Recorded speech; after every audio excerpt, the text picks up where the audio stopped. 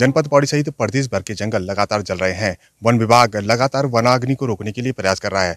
आज हमारे साथ मौजूद हैं नागदेव रेंज के रेंजर अनिल भट्ट जी। आज हम उनसे जानना चाहेंगे कि क्यों ये जंगल इस बार ज़्यादा जल रहे हैं और जो वन विभाग के जो प्रयास किए जा रहे हैं, जो इक्विपमेंट उनके पास हैं, क्या वो नाकाफी हैं जिसके कारण ये जंगल फैलते जा रहे हैं, लगातार जलते जा रहे हैं।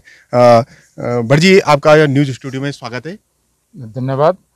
भट्ट जी, मैं आपसे जानना चाहूँगा क्योंकि फरवरी से ये आग लगना शुरू हो गई थी। लगातार आग की वजह से पूरे जंगल स्वाहा हो रहे हैं। काफ़ी प्रयास वन विभाग के द्वारा किए जा रहे हैं। तो क्या लगता है आपको कि वन अग्नि क्यों लग रही है और क्या वन विभाग के पास ऐसे संसाधन उपलब्ध नहीं है कि वन अग्नि पर काबू पाया जा सके? देखिए, जो आपने कहा कि आग फरवरी से लगना शुरू हुआ है, एक्चुअली जो इस समय जो मुझे सबसे बड़ा कारण जो मुझे नज़र आ रहा है वो ये है कि फॉरेस्ट में मॉइस्चर बिल्कुल नहीं है। और आपने भी देखा होगा कि आप तो चारों तरफ घूम ही रहे हैं कि जो हमारा बांज का जो जंगल है, हमारे बांज के पेड़ के पत्ते भी सूख गए हैं, जबकि समय तो उन पर कुंबलें आनी चाहिए थी। और ये सीधा सीधा जो लग रहा है कि पानी की अत्यंत कमी हो गई है। और जैसा कि आपको विदित ही है कि न तो पिछले साल जो है बहुत अच्छी बारिश हुई है और न बर्फबारी हुई है, तो ये भी एक मुख्य कारण है। दूसरा कारण ये है कि जो शरारती तत्व हैं वो भी जगह जगह जो है आग लगा रहे हैं और उन्होंने इसको एक मजाक के रूप में ले लिया है। हम लोग बार बार अपील भी कर रहे हैं, कोशिश कर रहे हैं कि कोई न कोई अपराधी पकड़ में आए, लेकिन चूंकि यहाँ की भौगोलिक परिस्थिति ऐसी है कि हम उनको नहीं पकड़ पा रहे हैं। और मेरी आपके चैनल के माध्यम से ये अपील है सारे ग्रामवासियों से कि कृपया इन शरारती तत्वों को पकड़वाने में वन विभाग की मदद करें और अपने वनों का संरक्षण करें। और अगर यही स्थिति रही तो पानी की कमी तो होगी, लेकिन अगर जंगल जल जाएंगे तो जो हमारा फूड चेन है वो भी डिस्टर्ब हो जाएगा। हर्बीवोरा को घास नहीं मिलेगा, कार्निवोरा को केले भी प्रॉब्लम हो जाएगी, और वो बाद में जो हमारे वाइल्ड लाइफ है वो गांव की तरफ वो करेगी। तो ये बहुत बड़ी चिंता का विषय हम लोगों के लिए बन जाएगा। क्या लगता है आपको कि इक्विपमेंट की कमी है वन विभाग के पास? क्योंकि अभी कुछ दिन पहले वन संरक्षण यहाँ पे आए थे, उन्होंने कहा था कि जिलाधिकारी हमें यहाँ से वन विभाग का अपना जो भी उनको इक्विपमेंट चाहिए होंगे वो शासन को भेजिए, क्योंकि अब फायर सीजन शुरू हो गया। क्यों देर नहीं लगती आपको कि बहुत देर हो चुकी है जो इक्विपमेंट मांगने के लिए? देखिए, अभी ऐसा कोई इक्विपमेंट बना नहीं है जिससे कि फायर को कंट्रोल किया जा सके। जो हमारे जो फायर रैक्स हैं, शावल्स हैं, जो इस प्रकार के जो हमारे जो तुरंत काम में आने वाली चीज़ें हैं, ये हम लोगों के पास हैं, लेकिन ऐसी कोई टेक्निक अभी डेवलप नहीं हुई है कि जो इतने बड़ी फायर को कंट्रोल कर सके।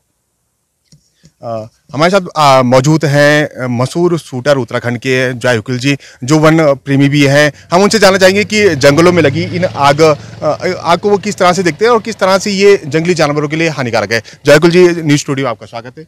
हाँ, धन्यवाद। देखिए, मैं इसको इस तरीके से देखता हूँ कि सबसे पहले तो आप ये देखिए कि आग का जो सीधा सा असर है वो लोगों को सांस लेने में से समस्या हो रही है, और साथ ही साथ आँखों में जलन हो रही है, और जिन लोगों की सांस की प्रॉब्लम है उनको लोगों को सांस लेने में इस समय काफ़ी दिक्कत हो जाती है। तो ये तो एक ऐसा कारण है कि जो कि स्पष्ट नज़र आ रहा है। और अगर आप इस तरफ अपना कैमरा घुमाएंगे तो आप देखेंगे कि दूर तक हमें जो है पहाड़ियाँ जो दिखती थी साफ़, वो बिल्कुल नज़र नहीं आ रही हैं।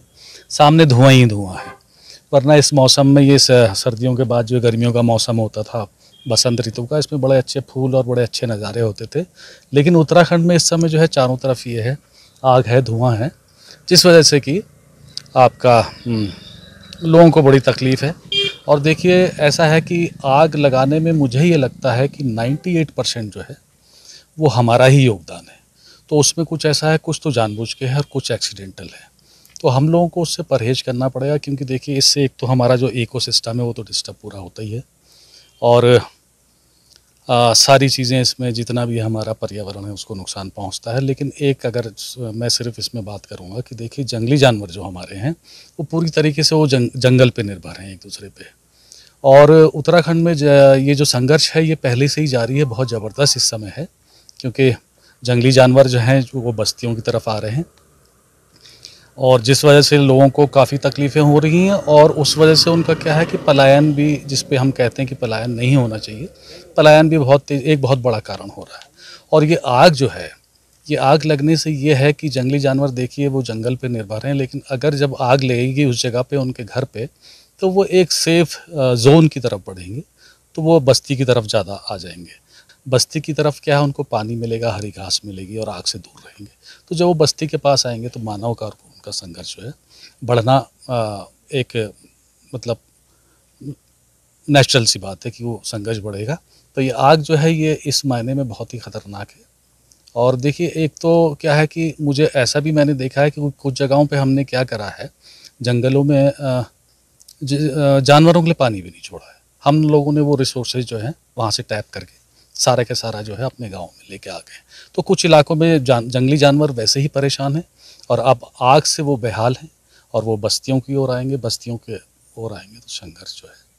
क्या लगता है आपको कि पिछले कई सालों से हम भी कवर कर रहे हैं, ऐसी आग कभी नहीं देखी गई थी। उत्तराखंड की बात करूँ जो या जनपद पौड़ी की बात करूँ, तो फरवरी से आग लगना शुरू हो गया था। किस तरह से देखते हैं आप? क्योंकि पिछले साल लॉकडाउन रहा, उस समय वनाग्नि नहीं लगी, मगर लॉकडाउन जैसे ही हटा उसके बाद वनाग्नि की घटनाएं शुरू हो गई। किस तरह से देखते हैं आप? देखिए, इसका तो एक प्रमुख कारण ये है कि हमारे सर्दियों में जो है इस बार बर्फ़बारी नहीं हुई और बारिश नहीं हुई, जिससे कि मॉइस्चर की बहुत ज़्यादा कमी है, सारा जंगल सूखा है।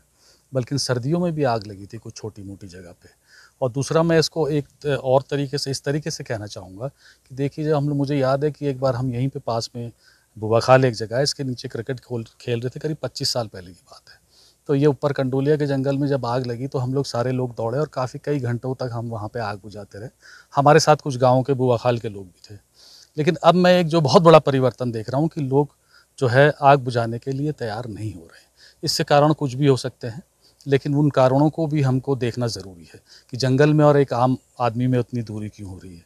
जिस तरीके से पहले सारे लोग दौड़ पड़ते थे जंगल की तरफ आग बुझाने के लिए, तो ये एक सबकी जिम्मेदारी होती थी। तो वो उस पहलू को भी हमको बहुत अच्छी तरह देखना पड़ेगा कि क्या वजह है कि आदमी अपने आप को जंगल से दूर कर रहा है। आप थे मशहूर पर्यावरण प्रेमी जॉयकुल जी, जो मशहूर शूटर उत्तराखंड के भी हैं, जिन्होंने अपनी राय आगजनी के मामले में अपनी रखी है। हमारे साथ मौजूद हैं वरिष्ठ पत्रकार राजीव खत्री जी हैं। हम उनसे जानना चाहेंगे कि वो काफ़ी लंबे समय से पत्रकारिता में हैं, किस तरह से इस आग को देखते हैं और क्या सोचते हैं इस आग के बारे में? जंगलों की आग का सवाल है। अभी मुझसे पहले 2 लोग जो कह चुके हैं, वास्तव में ये जंगलों की आग मानव जनित ज़्यादा है, हम लोगों की ओर से लगाई गई ज़्यादा है। क्योंकि हमने अभी तक जितना भी देखा होगा, आप भी कवर कर रहे हैं और मैं भी लगातार कवर कर रहा हूँ, तो अभी तक जो आग लगी है वो बस्ती के नज़दीक लगी है। इससे स्पष्ट होता है कि ये आग आम लोगों ने लगाई है। क्योंकि जो दूर के जंगल हैं, रिजर्व फॉरेस्ट हैं, बहुत दूर के जंगल, वहाँ मुझे लगता नहीं कि वहाँ आग लगी होगी, ना के बराबर वहाँ आग लगी। लेकिन बस्ती के नज़दीक जितने भी जंगल थे उनमें आग लगाई गई है। और ये आग बस्ती के लोगों ने किस धारणा के तहत लगाई है तो वही जाने। लेकिन अगर वो उनके दिमाग में कोई बात है कि आग लगाने से कोई फ़ायदा होता, तो ये गलत है। आग लगाने से कोई फ़ायदा नहीं है। जब आग लगाने से, अभी आप देख रहे होंगे जहाँ हम जिस जगह पे हैं वहाँ चारों ओर जंगल चला हुआ है और जंगल में जो सतह है वो बिल्कुल काली हो चुकी है। वहाँ पे कोई भी घास वगैरह नहीं है। अगर आप वहाँ पे घास नहीं है, छोटी झाड़ियाँ नहीं है, छोटी वनस्पतियाँ नहीं है, तो जो इस क्षेत्र में जो इकोसिस्टम है या जो इस क्षेत्र में जो जंगली जानवर होंगे उनके लिए पहले तो कुछ लोग कुछ जंगली जानवर तो आग में हो सकता है कि मर गए होंगे, लेकिन अगर जो जिंदा भी होंगे उनके लिए भी अब एक बहुत बड़ा संघर्ष हो जाएगा जीवन जीने के लिए। क्योंकि उनके लिए यहाँ पे खाने के लिए नहीं है, पानी वैसे ही कम है, और जो पानी था भी उसको तो पेयजल किल्लत के चले टेप कर दिया गया है। तो अब हालांकि अब जंगल की आग पे नियंत्रण की बात की जा रही है, लेकिन अब ज़्यादा संघर्ष उन जानवरों के लिए हो जाएगा जो जंगलों के बीच रह रहे हैं। उनको अपने खाने के लिए जूझना पड़ेगा और पानी के लिए जूझना पड़ेगा। और इस आग का नुकसान जंगली जानवरों को तो है ही, लेकिन मानव जाति को बहुत ज़्यादा नुकसान होगा। ग्लोबल वार्मिंग जैसी घटनाएं होंगी और आपके जो जल स्रोत हैं, जो प्राकृतिक जल स्रोत जो जंगलों के बीच हैं, वो सूख जाएंगे, जैसे पेयजल संकट भी बढ़ेगा। तो ऐसी कई समस्याओं से आदमी को जूझना पड़ेगा। तो अभी भी समय है कि हम लोग ध्यान दें इस बात को कि हम जंगलों को आग ना लगाएं। राजीव जी, समय समय पर वन विभाग के ऊपर कार्यप्रणाली पर सवाल उठते रहे हैं कि उनके पास इक्विपमेंट की कमी रही है।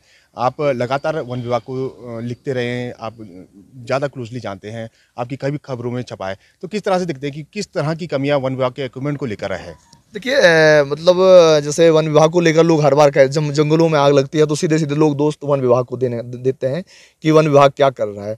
हालांकि कुछ नकारात्मक पहलू और सकारात्मक पहलू दोनों चीज़ किसी भी चीज़ के होते हैं। हो सकता है कहीं वन विभाग की भी गलती हो, लेकिन इस समय अगर हम देखें तो वन विभाग के पास वास्तव में एक तो जो स्टाफ उनका है बहुत ही ना के बराबर है, और दूसरी बात इक्विपमेंट की हम बात करें, उपकरण, क्योंकि जंगल के बीच आग, अगर जंगल में आग लगी है और उस आग को बुझाने के लिए जाना है, तो उस आग में अगर आप बिना उपकरणों के जा रहे हैं, बिना सुरक्षा उपकरणों के जा रहे हैं, तो ये एक आत्मघाती कदम जैसा होता है।